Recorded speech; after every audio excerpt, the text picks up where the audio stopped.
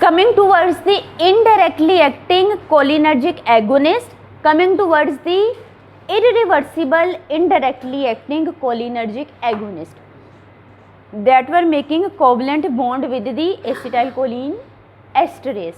यही पढ़ा है ना अभी थोड़ी देर पहले. ओके जी बच्चों, अब ड्रग्स, इसमें जी कौन कौन सी ड्रग्स आपके पास आती हैं. जब आपने लिपिनकोड खोली तो आपको टेबल के ऊपर मिलेगा name, that is echothiophate, that is echothiophate. लेकिन टेक्स्ट के अंदर आपको वर्ड मिलेगा नर्व गैसेस, इंसेक्टिसाइड्स. यानी कि ऑथर कह रहा है कि आप जो अपने एग्रीकल्चर में इंसेक्टिसाइड्स इस्तेमाल करते हैं, these are also the organophosphates.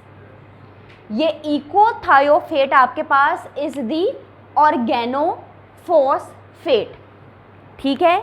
Now coming towards the classification of the organophosphates, यहाँ भी irreversible indirectly acting cholinergic agonist. The examples are the ecothiophate, malathion, parathion. Then you have the serine, soman, taban. You have the dichlorvas, trichlorphone, you have the comaphos. बच्चों इसमें जो इकोथायोफेट drug है that is not preferred drug, but आपकी book के अंदर mention है you can use this drug, यानी कि इसका फार्माकोलॉजिकल इफेक्ट क्या है, you can use it for glaucoma. आप लोग पहले ट्रीटमेंट स्ट्रैटेजीज पढ़ चुके हैं, आपके पास जोन से ऑप्शंस अवेलेबल हैं. ठीक है. जब मैं मेलाथायोन पैराथायोन की बात करूं, these are the insecticides, agriculture के अंदर इसका इस्तेमाल करते हैं. कहते हैं ना केमिकल्स जहरीले हैं, आप एक्सपोज ना हो, आपके स्किन के साथ ना लगे, गलती से इनहेल ना कर लें. ठीक है. तो भाई बिकॉज दीज आर टॉक्सिक, ये आपके डेथ कॉज कर सकते हैं. कैसे कर सकते हैं, पॉइजनिंग कॉज करेंगे. कौन कौन से इफेक्ट्स आएंगे उसको आगे जाके देखेंगे. Then you have sarin, soman, tabun, these are nerve gases. ये गैसेज थी जो कि जी जंगों में या जी टेररिज्म में इस्तेमाल करते थे अपने एनिमीज़ को ख़त्म करने के लिए. ठीक है. देन यू हैव दी डाइक्लोरवॉस, ट्राइक्लोरफोन और कोमाफोस. ठीक है भाई, ये भी आपके पास क्या है जी, ठीक है, दीज आर दी एक्टोपैरासाइटिसाइड. मैंने आपको कहा कि ये आप जो ड्रग्स पढ़े हैं, एक हम ले लेते हैं prodrug, that is the echothiophate. Prodrug वो ड्रग होती है जो आपकी पूरी ड्रग क्लास को रिप्रेजेंट करती है. एक ड्रग आपने वो पढ़ ली, बकाया दूसरी ड्रग्स का सेम मैकेनिज्म ऑफ एक्शन है, थोड़े बहुत काइनेटिक्स की वेरिएबिलिटी इसमें आ सकती है.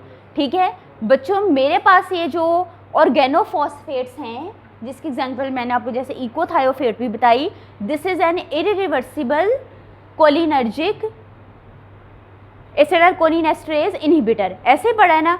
अब ये ड्रग क्या करेगी बच्चों, फॉर एग्जांपल अगर मैं इकोथायोफेट की बात करूं, पढ़ने से आपको पता चल रहा है इसके अंदर किसी किस्म का कोई फॉस्फेट ग्रुप होगा, और इसको वैसे भी मैंने कह दिया दीज आर दी ऑर्गेनोफॉस्फेट्स. ठीक है. अच्छा बच्चों, अब जो फॉस्फेट ग्रुप है आपका ऑर्गेनोफॉस्फेट्स का, ये क्या करेगा, ये बाइंड कर जाएगा आपके एंजाइम के साथ. एंजाइम का नाम क्या है, दैट इज एसिटाइलकोलिन एस्टरेज के साथ. भाई एसिटाइलकोलिन एस्टरेज की कौन सी साइट पे जाकर बाइंड करेगा, that will be the active site. Active site में आपको सीरीन मिलेगा और सीरीन पे you will have the OH group.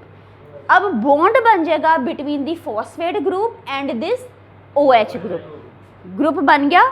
अच्छा, आप लोगों ने बच्चों बॉन्ड बन गया, आप लोगों को अब यहाँ तक आइडिया हो गया कि मेरे पास एसिटाइलकोलिन एस्टरेज एंजाइम है. इस एसिटाइलकोलिन एस्टरेज के ऊपर एक एक्टिव साइट है.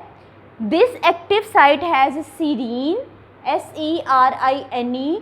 This serine contains the OH group. अब पूरी डिस्कशन में मैंने आपको एक्टिव साइट का बता दिया, जिसके साथ आपके ऑर्गेनोफॉस्फेट के फॉस्फेट ने बॉन्डिंग बना दी, यानी कि एंजाइम के साथ जुड़ गया और एंजाइम को इनएक्टिव कर दी.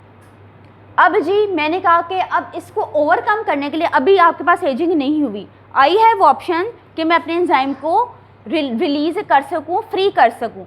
तो इसके लिए मेरे पास जो मार्केट में ड्रग अवेलेबल है दैट इज़ दी प्रेलिडोक्साइम, जिसको मैं 2-PAM भी कहती हूँ. ठीक है.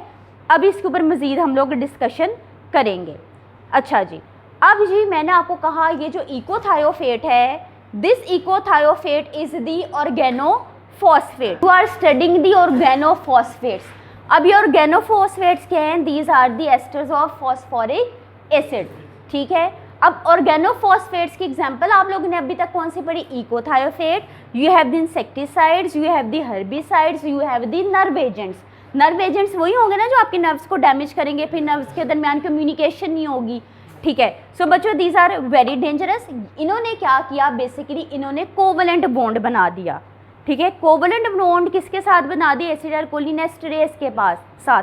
लेकिन भाई मैंने हम लोगों ने साइंटिस्ट ने इतनी स्टडीज़ कर ली कि इन्होंने कोशिश कर ली कि फिर भी आपके एसिटाइलकोलिनेस्टरेजेस को रिलीज रिलैक्स फ्री कर सकें, लेकिन कब तक? जब तक कि एजिंग नहीं हुई। वंस एजिंग हो गई आपके पास अब कोई ऑप्शन नहीं है, आपकी बॉडी को नया एसिटाइलकोलिनेस्टरेज बनाना पड़ेगा। क्लियर है भाई? नर्व एजेंट्स आपको क्लियर हैं, दीज आर दी ऑर्गेनोफॉस्फेट्स। आपके पास मार्केट में इंसेक्टिसाइड्स हैं, पैराथायोन एंड दी मेलाथायोन, ठीक है।